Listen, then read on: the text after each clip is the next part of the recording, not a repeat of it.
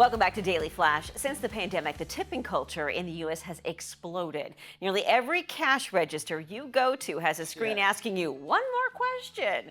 Some consumers have had enough, calling it tipping fatigue. And here to talk about it, let me pause for a second. Chef, you have to excuse our producers. Here's what they wrote. Here to talk about it is the most beautiful chef we have ever seen on air, Chef Adrianne. Look at that. All right. Now, oh my goodness, such kind words. Thank you.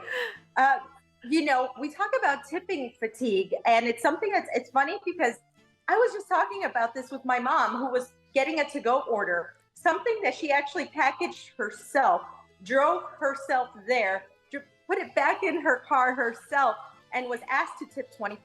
And she actually asked me, "Hey, Adria, is this what's going on now?" And you have to look back on tipping culture, how it started. In the late 19th century in Europe, it was very rarely adopted in the United States and looked at as bribery. Right. If you look at tipping culture in Japan and South Korea, it's looked at as rude.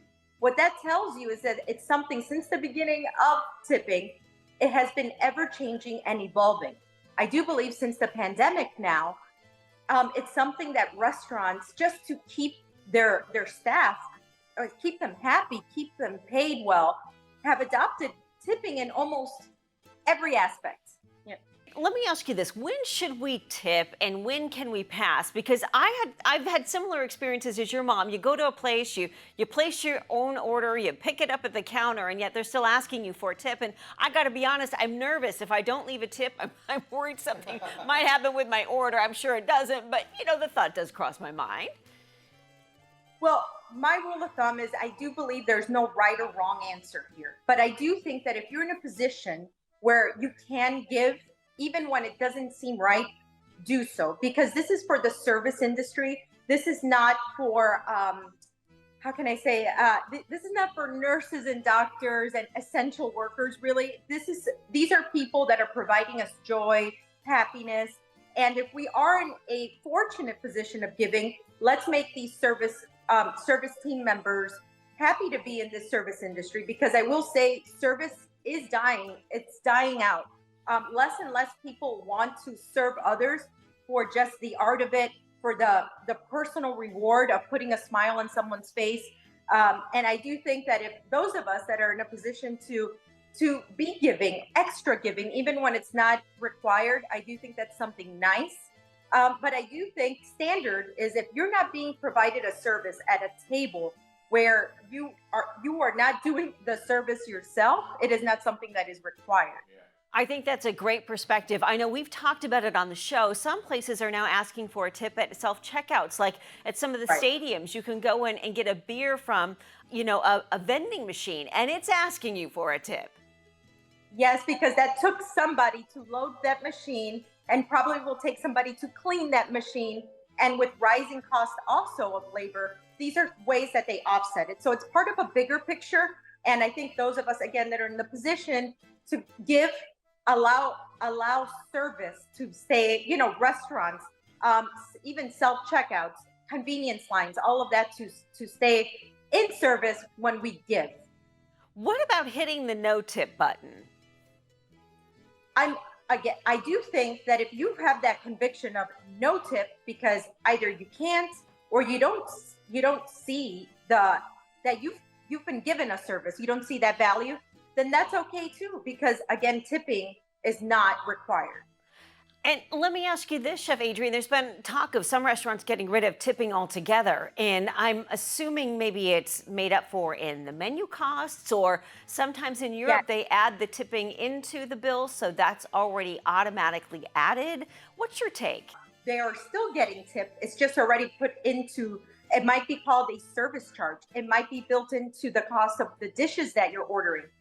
But it will be, folded in there, but to the guest, it's not looked at as tipping. So maybe it's an easier digest for the guest, but no matter what, if you are receiving a service in a restaurant, our servers, our service team does need, to earn their wages, and that is through tipping. What are some of the rules when it comes to tipping at your restaurant? I mean, it used to be back in the day, it was 10% for okay service, 15% for decent service, and 20% for a little extra. Now those numbers have really bumped up. We're looking at 18, 20, 25, in some places 30%. Well, at my restaurants, tipping again is not required. We do require it parties of 6 or more. When you are a party of 6 or more, you do get a 20% service gratuity charge onto your bill.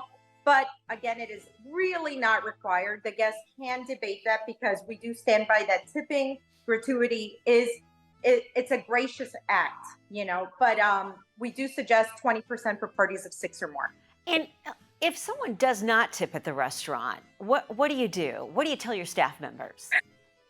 We've been very fortunate that our clientele at Chef Adrianne's and Cracked by Chef Adrianne, I think they're very grateful for the type of service that we provide. And they've been very kind with our service team. It happens very, very seldom. And we're very proud of that. We just kind of take it on the chin and we're like, hey, next time it won't happen. It's not common. And what professions do you believe should be on the no tip necessary list, if you had one? Oh my gosh, that's it's such a hard question. I do believe that anything that is not a service, like a human service, should not be tipped. How can I say? Because let's say a masseuse goes to your home to give you a massage, they should get a tip because it's something that's outside of the norm. They're doing it for you. They're making you feel wonderful, and if they go above and beyond, they deserve a tip. Adrianne, thank you so much. It was so great having you. We want you in studio next time. AdrianneCalvo.com. Daily Flash is back right after this.